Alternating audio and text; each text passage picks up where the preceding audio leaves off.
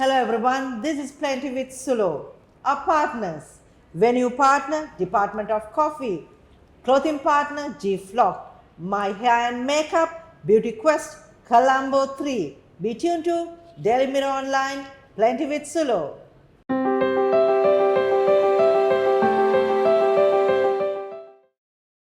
Hello everyone, welcome to another episode of Plenty with Sulo. Today we are going to speak about young people, youth and their dreams because young are the future of our country. Today we have an exciting personality, a young personality. She is Rashmika Balasubramaniam. Hello Rashmika. Hello, Dr. Sulo. It's a pleasure to have you, a young person who is very passionate about young people. Right, am I correct? Indeed. And you are in the legal profession. Yes, I am. And you are an activist. Yes. And more than activist, I would say a person, a young personality who's trying to make a change in young people's lives. Indeed, yes, very much so. Okay. So to talk about you, Rashmika, I would like you to speak more than I speak about yourself. Just tell us about your background and who you are and all those. Sure. So I am Rashmika Balasubramaniam and I am a law graduate. I finished my LLB back in 2019 in Royal Institute, and soon after that, even while doing my my degree, I started interning at various law firms, and I started my volunteering journey, which was Alcohol and Drug Information Center, and from there I just before school, before college, you are not exposed to the life that you are, just seeing outside, I'd say. When you are in school, your parents drop you off, they pick you up, the life and what I've had is completely different from what I saw when I went out there. I wouldn't say I've had many hardships or challenges growing up. I most likely when I was young, due to the civil war and everything, because it was affecting our education, my father decided it's better if we move to India for a bit, and for about 6 to 7 years I was there, and so was my siblings and my mother, and my dad would visit us because his business was based here. So You are saying that you were a normal child, you had a good childhood, and you came up to this level and you studied your education and everything, yes. Right? But I don't think you had that, your parents had that, right? Because a lot of young people speak about hardships and also they speak about the challenges. But you are someone who speaks with pride about your parents. indeed, exactly. Right? Because I know your parents from the plantation sector, and you said you went to India, but that's not the life your parents lived. Definitely not. So growing up, I've seen what it has been like. So just not my parents, everyone that I knew. I mean, my relatives, my aunties, my grandfather. So you see, this was like a monthly conversation with my father. He used to tell me, he used to tell all of us, make us sit, and then he used to tell how hard it was for him. And there were very different situations for, so what I was saying is, so he was a person, he was working as a plantation worker when he was very young. So with 6-7 years old, he had to go into work because my grandfather couldn't work as well. So my grandmother was the sole breadwinner, and so each and every one, his siblings, sisters, had to work as well in the plantation community. So he used to say that he went. If he said it in Singlish, "Te vattaka wada kara." Am I correct? Yes. And he used to say that he went to school for a bit, but then realized there was no food sometimes. I mean, they relied on the plants they have, the trees they have, costs and everything else. And then he realized he needs to step up even at that young age, because we do have that thing, you're the man of the house because your father is sick, so you have to step up even if you're 6 years old, 7 years old, 10 years old, 20. There's no age limit for that, I don't think so. So he stepped up and he started working very young, even trying to go to school and trying to do the work as well as much as possible. But after a while, it was hard for him, and he went directly into working full time. And he used to say it was more or less fun for him, because that's what he grew up with, right? Like going to work and doing this and that. I didn't have to study, I didn't have to do this and that, so I made some bucks. But this money was, they didn't know exactly what they were doing, and he himself didn't know. So he used to say that until he was around 16, 17, when he grew up, he realized there are a lot of issues and a lot of things which bothered him, and which kind of pushed him to get out of that place. Because he wanted to have a better future, he wanted to have a family, he wanted to do better for his family, he wanted to provide more, and he knew the opportunities that he had there was not enough for him.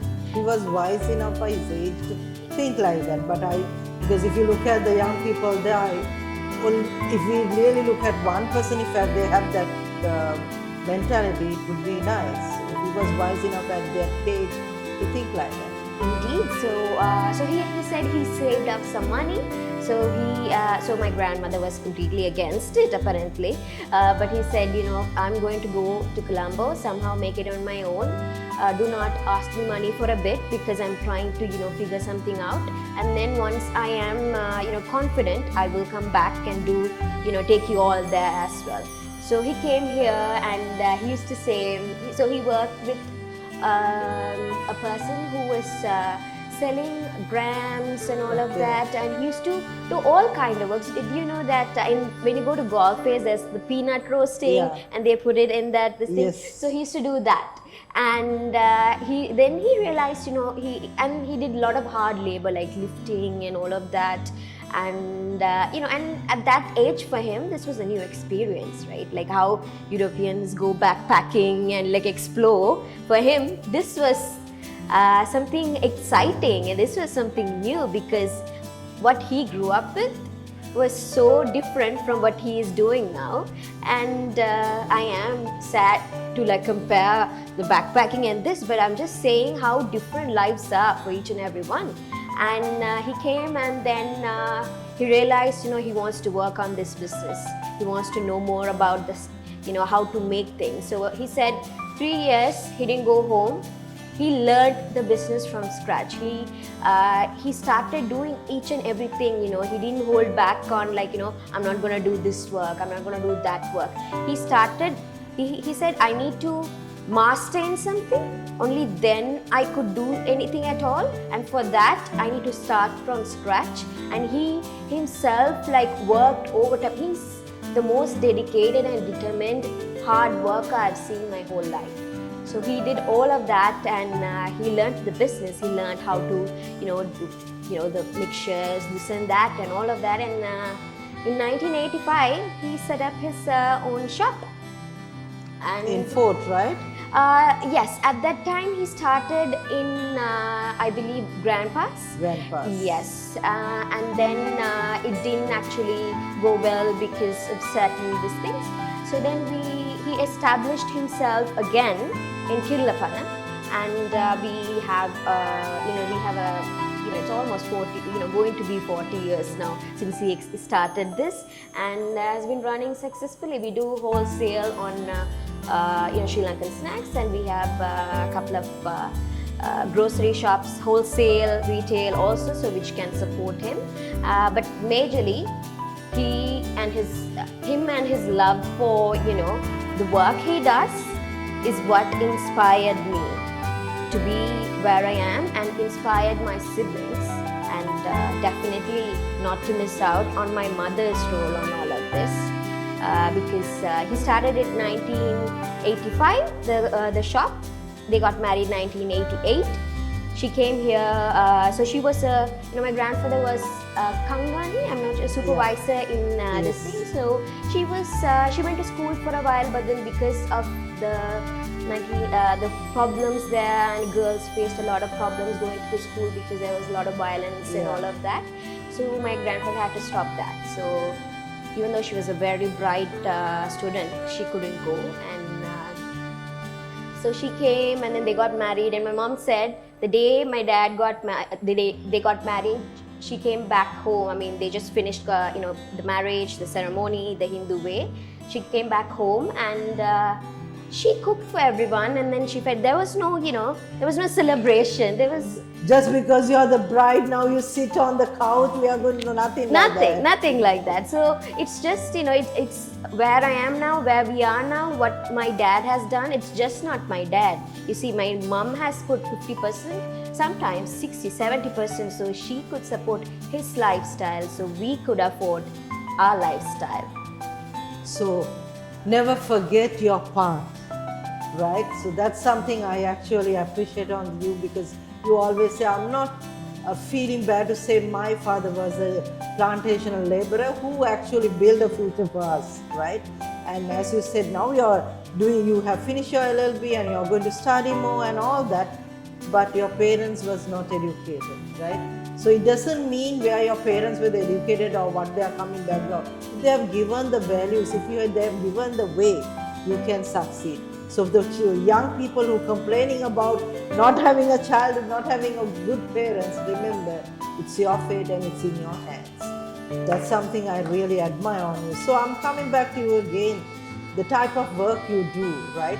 And especially to inspire girls and also those things, because he'll come to you, focus more on Hill because that's this thing. So what type of work you do to inspire young girls? So I do more work on SRHR and women's rights. I also have a very close attention, and it's like a very much a passion when it comes to animal welfare as well. Okay. And more or less I focus on SRHR, women's rights and protection of children and young adults, and educating them on things which are considered taboo, which is SRHR. And why I focus so much on estate or the plantation community, hill country, is because you hear stories and you grow up, and I didn't have to go and hear stories from outside, right? I had my own mother and her own hardships,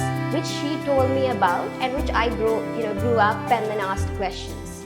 So she didn't have the answer, so I had to see what's the bridge that's missing, the gap that she didn't have to know about this, which I know already in a much younger age. So then I realized, the education system is not very equal in the country, and many things are not very equal in the country, and which made me very angry. And so then I started focusing more on SRHR and trying to do workshops on. So basically, I did a lot of workshops when I was in road tract and all of that. Basically focusing on sexual assault victims, speaking more about gender-based violence and all of that. So after joining FPA, I had plans to do a lot of work in regard to SRHR, because their whole point of view is that, and which I'm very grateful for, because they help a lot of people, and it's even though it's a taboo, it's a very good thing in our country. There's a lot of taboos, and then we speak about the culture, but the culture does not mean that you're abusing another person, saying it's okay to be silent, right? And in your young people, they are speaking about it. That's something we didn't have it, but you're all having it. So that's something good I see, because many of us were told to be silent and we were ignored on those things, right? But now the young people coming out and telling, this is wrong, this is not the way to treat. But again, there is a taboo, or there is a insecurity with the young people also not accepting, respecting, and also, right? Because something that you are very young, and there is our generation blame the young generation blame us, right? But this gap has to be together for us to move forward.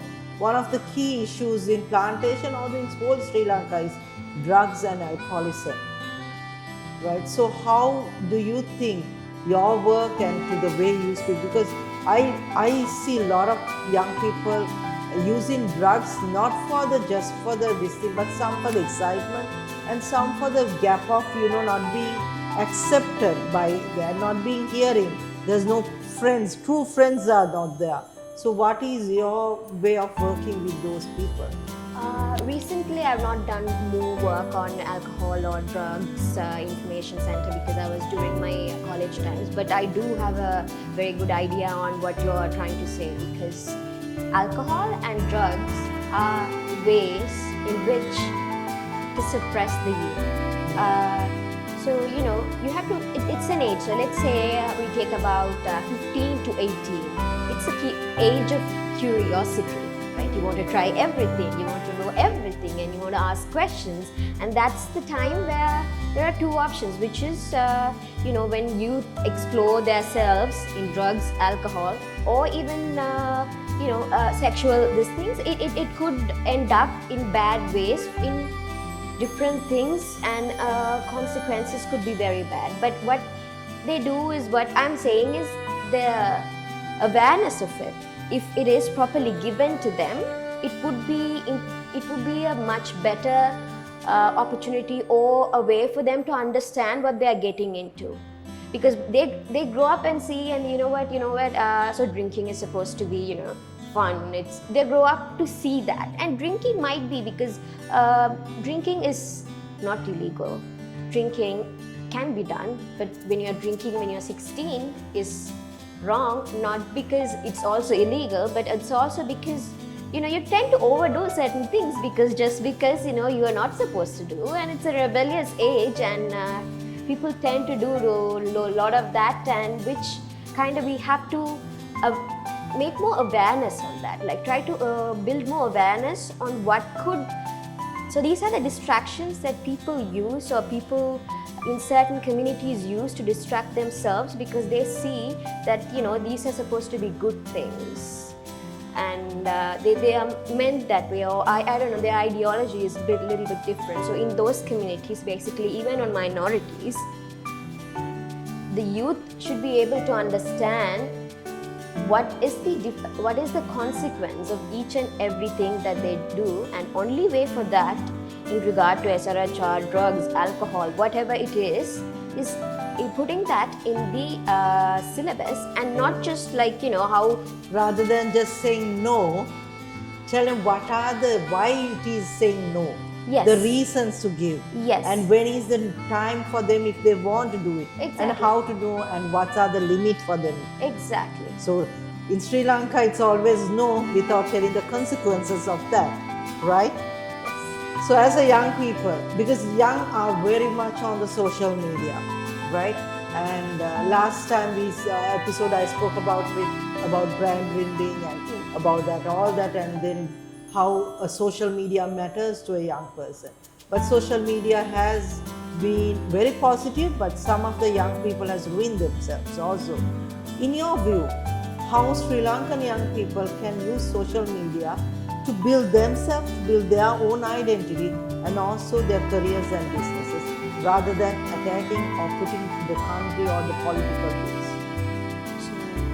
So, social media is an amazing platform, and with the recent times, we could all see how strong social media was, how it united our country, which wouldn't have been possible if not for social media. It is very strong, it's a very powerful tool, and each and every one has access to it, which is what makes it very strong and important. So when you have a strong tool like that, you have to have the responsibility for it as well.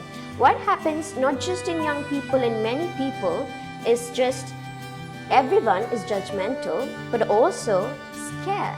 So there are a lot of online gender-based violences, online cyberbullying, cyber this and that, very hate comments and all of that. But it's not in their own profiles. It's never in their own profiles. But on comments. Yes, a lot of comments. Even on, some people use their platform to do a lot of good work. I've seen a lot of people who have established themselves in using social media. These TikToks and all of that can be so powerful, and they are.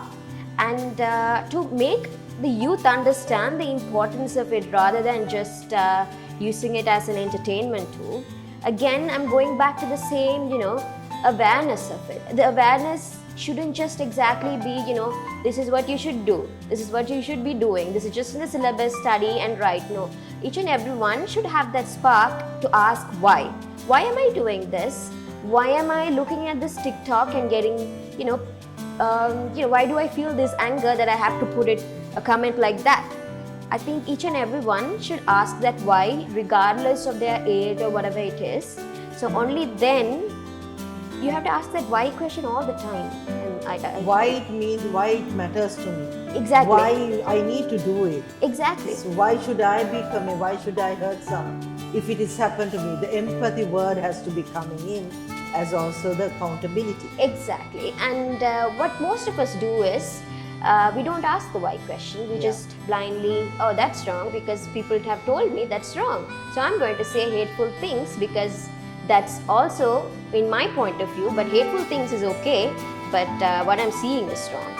So each and everyone are very subjective and strong with their ideas, but empathy and accountability is something that's missing, and those cannot be taught in syllabus. Those have to come through within themselves, and I think nowadays there are a lot of awareness. I myself have seen like a lot of people talking about it, but Colombo is well aware on the situation.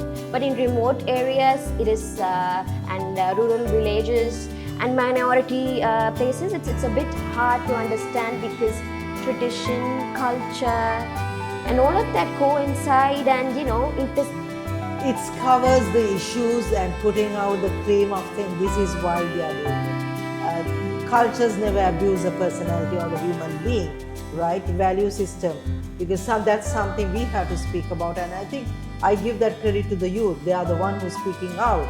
So coming back to from all those stuff to you all down the, Sri Lanka is in a crisis, right? And the first people to leave is youth. yes. I'm not saying it's wrong because I think the youth has to go and explore. But many say at the age of this, if they leave, they will never come back. So I know that you're also getting ready to leave. Yes. Your view on youth who are leaving and yourself, what will be your story about Sri Lanka? Because I always say, remember the cake was baked here. But the cake is tasted by other countries, not by the people who has worked hard to bake it. So your view on this? So I myself is planning to fly out of the country to pursue my master's in law. So this was a decision not taken recently. This was not because of economic crisis. This was basically even when I started my bachelor's when I was 17 years old. I was supposed to go at that time, but my mother said, no, you're too young. And I had to wait till I get my work experience and everything as such. So what was I'm just going to say what was my reason to do this. So I lived most of my life in a sense around like 5 to 7 years when, my mother tongue is Tamil. So I was there in India, and when I came back, I don't know much Sinhala, right? So even though I'm in the legal profession or just any profession at all, I don't know much Sinhala. So I knew as soon as I got into law and started doing that, studying and all of that, I know how hard it could be, how hard it's going to be without me knowing that language. And I tried to study and do this and that. I can speak a little bit broken Sinhala here and there, but it's definitely not going to be. Still, you can speak Sinhalese.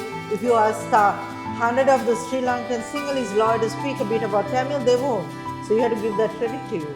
Exactly, and that's exactly why I chose to leave. And I'm not telling I won't come back because I have my family here, and I have my future aspirations to work on this country, and this is the country my parents were born. This is the country which made them better, gave them space to make themselves better, even though it has its flaws. I'm not going to say this is a perfect country. No country is a perfect country. So this country made them, which made me. So I will come back and I will do what I can do to empower the people who I can empower, because I know how hard it is. Like I've seen first-handedly how hard it is to get out on certain minorities, especially hill country. I do agree. And we want you to come back because we want people like you to come back. My final questions.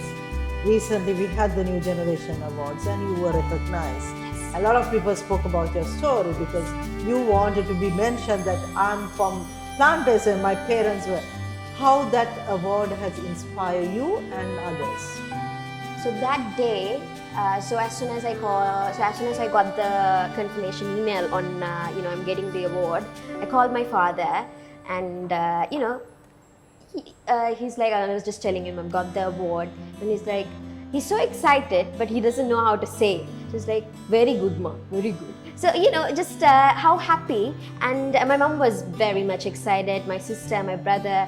As much as I have to give credit to my parents, I have to give credit to my siblings, because I am the person I am, the first in my family to be the rebel, stubborn, bold girl that I am, talking about all these things in front of a camera, because not only my parents, my siblings helped me to do that. So all of them were very happy, and my mom was completely, I've never seen her that happy, that this was not something that I studied for or I paid for or something like that. This was recognized for something that I have done in goodness of others, for taking a trauma and making a better thing out of it. So this was personally very close to my heart, and I got the recognition and the people I've met, and which have made me get more connections on, because there's a whole thing, because I come from scratch. I have no background. I have no background. Parents doesn't know who is this person, who's that person. No. Not the background. It's just purely for your work. Exactly. And no connections whatsoever. So for me to get there, and for my parents, my whole family came, and I remember that. Yes, to see that was something that they'll never forget. My father still shows this picture around, and he's very proud of it, but also very scared of it. That I also want to mention why youth, girls, women from my community, I'm just going to take to my community, are not stepping out, is because they are scared of many things. My sister couldn't step out because of that, but that didn't stop me, and we need to have that spark, and this award created the recognition which will empower me to be better. So like you said, it gave me a platform of people, because I came with, I'm still here with no connections, there's a lot of gatekeeping when it comes to Sri Lanka, when it comes to the work which we are in, social service, whatever it is, there's a lot of gatekeeping. So for me, this award gave me the recognition that even though I don't have certain surnames or the connections that certain people have, I still am worthy of what I'm doing and recognized for that, which made me inspire a lot of people, and which made me, my aunties who still live in estate area. So my cousin, who is around, she's around 11 years old, she called me and she said, Rashika, I'm so happy, and all of that, and I want to be like you. So finally, I'm so happy that I decided to interview you because something that I already wanted to do, because a lot of young people has a future, right? And we do not need to have connection to be who we are. When our work and when we have the gratitude, she's someone who has gratitude. That's what I've seen. That's what I admire. Gratitude is something we should have as an attitude to move forward. Thank you so much, Rashmika, and I'm so proud to call you a Sri Lankan because you speak about Sri Lankan values. This is our culture, valuing our parents, speaking the truth, and also respecting the country. So language is, I always say, Sinhalese is another language, Tamil is a language, but people and human is something that we are moving forward. And I'm so sorry that you are leaving, but you should come back because we need people like you, and wishing you all the very best, and thank you for joining for Plenty with Sulo. Today we had the young personality called Rashmika Balasubramaniam, who spoke about the youth, the future and the passion. And be tuned to Daily Mirror Online, Plenty with Sulo.